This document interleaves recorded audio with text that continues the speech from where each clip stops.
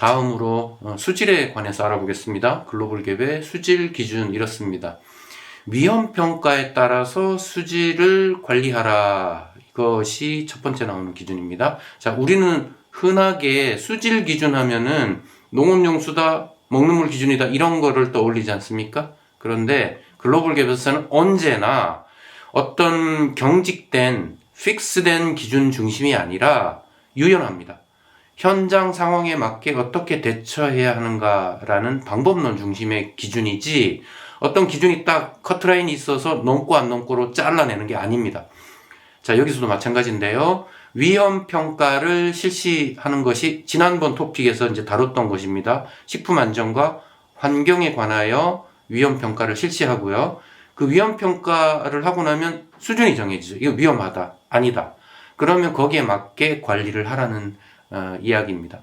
그래서 우리의 기준을 보시면 이와 같이 되어 있습니다. 우리의 GAP 기준 보시면 콩나물 새싹은 먹는 물 기준, 일반 작물은 농업용수 기준 혹은 생활용수 기준 등등의 이런 기준이 있습니다만은 위험평가에 따라서 수질 분석을 합니다. 그런데 1년에 한 번씩은 해야 돼요. 1년에 한 번씩은 해야 되는데 더 자주 할 필요가 있는가 없는가에 대해서는 위험평가 결과에 따릅니다.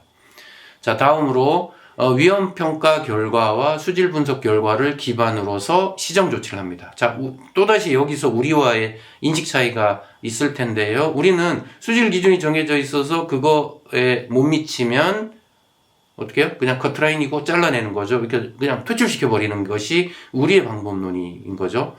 그런데 글로벌 갭은 수질 검사를 했을 때 문제가 있었다. 그럼 그거에 대응하는 능력을 측정하는 것이 글로벌 갭입니다. 그러니까 예를 들어서 어떤 균이 검출될 수가 있습니다. 그것이 생산자의 잘못일 수도 있고 이미 오염된 환경일 수도 있어요. 뭐가 됐든 간에 그에 대해서 대응하는 것을 요구합니다. 그러니까 시정 조치라고 하는 것을 제대로 이행하면 오히려 신뢰도가 더 높아집니다.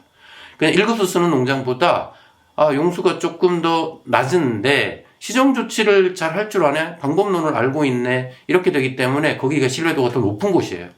그러니까 이런 우리가 인식을 좀 가져야 하는 것이고요. 그래서 만약에 균이 검출됐다라는 경우에는 어떻게 해야 될까요? 소독하면 됩니다. 소독약 비싸지 않고 이게 동전 크기의 그 염소 소독제 그거 한 500원 합니다. 이만큼 대량으로 인터넷에서 사서 물탱크에다가 집어넣고 한번 넣으면 한 달 이상 그게 가는데요. 그럼 그거 관리를 하면 되는 거죠. 그때 농도, 염소의 농도 정도만 pH 측정 등을 통해서 관리를 하면 되는 것이고 어려운 일이 아닙니다. 시정 조치라는 것이요. 혹은 자, 만약에 이럴 수 있어요. 스프링클러를 쓴다. 그럼 위험이 더 높죠. 그러면 이거 위험이 높으니까 위험을 낮추겠다. 스프링클러 대신 점적 관수를 하겠다. 라는 식의 방법. 혹은 물을 사용하는 시즌을 조절을 하겠다. 그러면 일단 여기에 사용하는 어떤 작물에 사용하는 물을 예를 들어 엽채소다. 엽채소인 경우에는 사실은 이제 싹을 틔우고 나면 정식이나 파종을 하고 나면 흙에 일단 심겨졌으면 그 다음부터는 오염 관리를 매우 예민하게 해야 됩니다. 그럼 그 후에는 이 물을 사용하지 않겠다. 라는 식의 어떤 조치가 있으면 됩니다. 이 시정 조치라는 것이 이와 같이 논리적이고 합리적이면 되는 것입니다. 대단한 비용이 들어가는 것이 아닙니다. 자, 다음으로 처리된 하수는 식품 안전상의 위험을 초래하지 않도록 사용해야 한다. 처리된 하수라고 했어요. 이거는 사실은 생각을 안 하는 게 나을 것 같아요. 이게 처리된 하수를 처리해서 이제 이게 리사이클해서 다시 사용 가능한 물로 만든다라는 것인데요. 우리나라에서 그 정도로 시설을 갖추고 물을 재활용하는 그런 농장들이 있을까요? 만약 있다면 이 부분에 대해서 역시 식품안전상의 위험에 대해서 더 정밀하게 측정하고 사용을 하라는 얘기입니다. 왜냐하면 리스크가 더 높을 테니까요. 자, 다음으로 수확 및 수확 후 관리에서 제품과 접촉하는 물은 먹는 물 기준을 충족해야 한다. 자, 수확하고 나서 이걸 손질하고 물에다 씻고 하는데 바로 그 물은 식품에 접촉하는 물이죠. 그렇기 때문에 농업용수는 안 됩니다. 먹는 물 기준입니다. 이거 우리나라 GAP 기준과 같은 것이고요. 자, 생산, 수확 후 관리에서 사용되는 재사용 용수. 아까 제가 리사이클한 물이 하수를 리사이클 할 수도 있고요. 혹은 하수가 아니더라도요.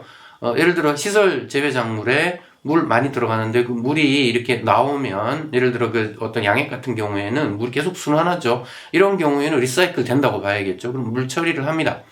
그럼 그 경우에는 그 물 처리에 대한 장비, 장치들 이런 것들이 적절한 시기에 교체되고 관리되어야 되겠죠. 자, 이런 부분들은 우리나라 GAP에도 요구되고 있는 사항입니다.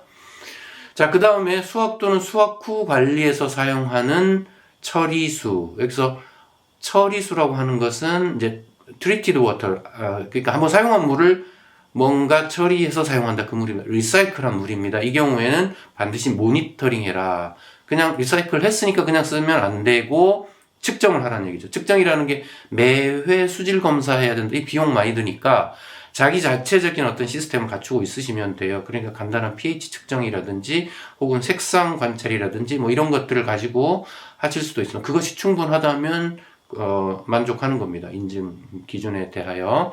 자, 이제는 물 사용량에 관해서 한번 보도록 하겠습니다. 관계량을 계산하고 쓰라는 거예요. 우리가 자, 물 사용량을 계산하고 농사 짓는 분이 혹시 있을까요, 우리나라에? 있다면 굉장히 앞서 나가 있는 선진적인 농업인이라고 할 수 있습니다. 자, 관계량을 계산하고 최적화해라. 너무 많이 쓰지도 말고 너무 적게 쓰지도 말고 최적화된 물의 양을 계산하고 그렇게 쓰고 있는지를 우리가 측정해야겠죠. 그러면 물 사용량 측정이 메타기 같은 걸 통해서 이루어져야 할 것이고 그거에 대한 자체적인 피드백이 있어야겠죠. 이 정도 물이 쓰였을 때 작물이 상태가 어떠하다라는 것을 이렇게 체크해 나가면서 사용을 하라는 것입니다. 자, 우리는 이렇게 되어 있네요. 우리 GAP 기준 작물의 생육 상황을 고려하여 적절한 시기에 적정 관수 및 배수를 실시해야 한다 라고 되어 있는데 글로벌 갭은 구체적으로 도구를 사용하라고 되어 있어요. 측정하라고 되어 있습니다.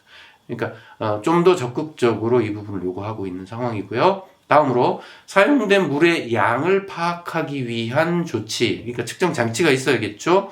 그리고 물 사용 효율을 높이기 위한 방안, 그러니까 물 사용 효율을 높인다 이 말은 뭐겠습니까? 최적화된 물 사용량을 쓰라는 얘기예요. 너무 많이 써도 그러면 효율이 낮아지겠죠. 너무 적게 쓰면 작물의 건강에 문제가 생기겠죠. 그래서 최적화된 물 사용량을 맞추기 위한 방법론을 갖춰라. 이거는 앞전에 방금 말한 내용과 이제 연이어지는 그런 연속선상에서 해석을 하면 될 텐데요. 어쨌든 그렇게 해서 측정하고 자체적인 피드백을 갖추고 계속 물 사용량에 관해서는 개선해 나가라는 이야기가 되겠습니다.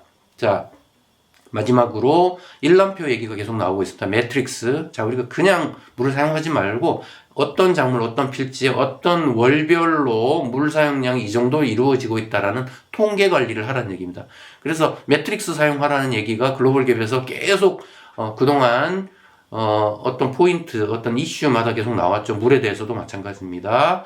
자, 그래서 일람표 사용, 매트릭스 사용이라고 하는 것은 우리가 이제 좀 도입을 하고 요거를 좀 습관적으로 이걸 사용할 수 있는 그런 역량을 좀 갖춰야 되겠죠. 여기까지가 물에 관한 이야기였습니다.